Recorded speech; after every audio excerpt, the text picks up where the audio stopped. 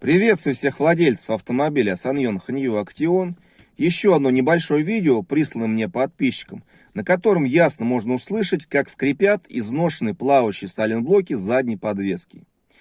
И в общем-то этот скрип можно прекратить двумя способами. Либо их заменой, либо масляным уколом, который делается под пыльник изношенного сайлентблока. Но это скорее, скажем так, продление предсмертной агонии, нежели решение вопроса. Вот такой скрип